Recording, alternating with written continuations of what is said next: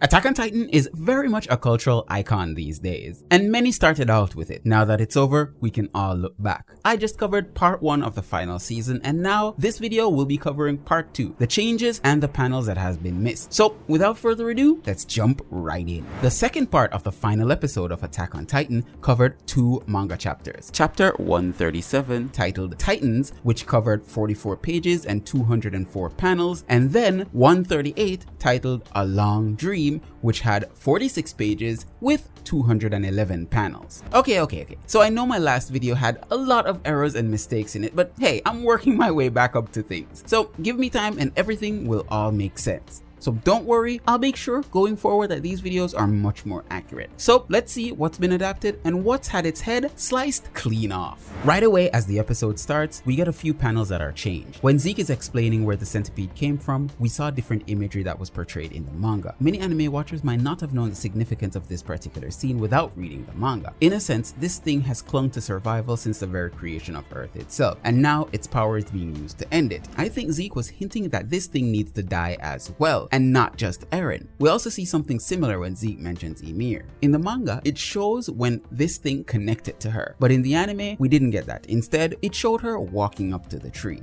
Until we get to these panels here, these were outright skipped and not seen in the anime. However, Zeke's dialogue was pretty much the same, so I won't count them as missing. Some of the same can be said about Armin's speech as well. Some shots weren't shown, but the dialogue was still the same or very close. At any rate, the anime and the manga would follow the same path. I also wanted to highlight this shot of Zeke as well. In the manga, it clearly shows some of his friends and support behind him, but in the anime, it wasn't shown. But then, we didn't get these 2 shots, our first 2 missing of the chapter, starting off with 2 panels. When the anime skips back to Eren and the rumbling, we don't get a close-up shot of him. John sees Peak falling and saves her to retreat to Reiner, only to realize that he's about to be decapitated. But during that, they themselves are in trouble, being attacked by Titans. When we skip over to Annie, we skip this panel of the Colossal Titan. Within the scene, it's slightly different in the anime. You see, Annie is sent flying, but in the manga, it's shown that she was swarmed by Titans. When the Colossal Titan attacks the other Titans, we skip these panels. It's just of these guys reacting and close-up of the Colossal.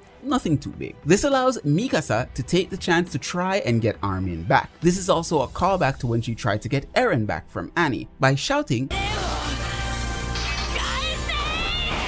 and cutting Annie's mouth. Well, Levi did the last part, but you get it. During Armin's escape, we skip these panels. The anime and manga would pretty much follow the same path, also giving us some very nice exclusive shots, right up to when we get a nice extended scene of John heading towards the detonator for Eren's neck. Then the team books it out of there and blows Eren to Kingdom Come. Nice work. This would be the end of chapter 137. Chapter 138 starts off seeing the reactions of the people who are on the cliff, but in the anime we saw their reactions a bit earlier when the rumbling had stopped when Zeke was killed. This is where we also get to see Historia giving birth. This of course was in chapter 134 when we first saw the people who were on the cliff. After that, we get right back into content aligning with both mediums again. We skip this panel of Falco landing, and then we get the family scene with the warriors hugging. We also skip these few panels. The anime and manga would again follow the same path up to when Eren starts marching again. Here Gabby says the rumbling might start again and we see the Colossal Titans are still there, but in the anime they aren't shown. Then we skip this panel. Annie meets her dad again, and then this thing would start spraying gas. But then we would skip this panel of Armin and Reiner noticing the smoke. Levi then warns the guys to get out of there, and then we get a slight change with Connie and John's scene. In the manga, people are around them, but in the anime, it was just them. And then they were all turned into Titans and attack poor Reiner. This thing is trying to get back to Eren, but Armin squares off with the final boss. In all this commotion, we skip this panel of Peak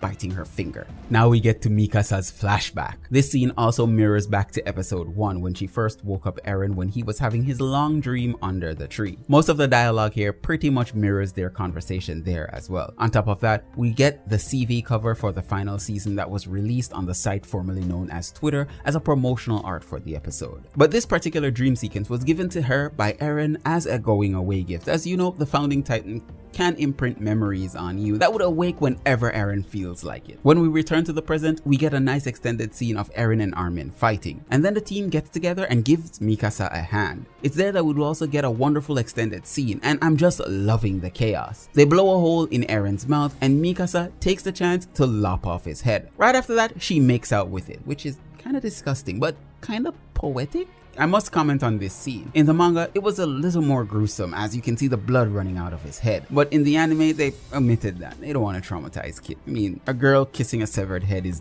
appropriate enough. This would be the end of the chapter and part 2 of the episode. The action just gets better and better, especially for the second part. Things are really being put into perspective here. Now, I can also see it from the anime only's point of view, where certain scenes didn't really make sense, especially the Mikasa one. Either way, the action was turned up to 11 and the intensity felt was incredible. I didn't really feel all that much tension when the guys were turned into Titans, as I kind of thought that they would turn back after the founder had died. At any rate, let's get to the numbers and see what was adapted. For the second part of this 1-hour special, we covered 2 manga chapters, 137 and 138, which had an average of 45 pages, in all 90 pages. For the panels, it had an average of 207 panels, but collectively 415 panels. Out of those panels, only 25 were unique or not adapted. This means that 93.98% were adapted, which is also pretty good in my book. A pretty stellar second part. I give it 9 out of 10. Join me again next week when I wrap up the final part.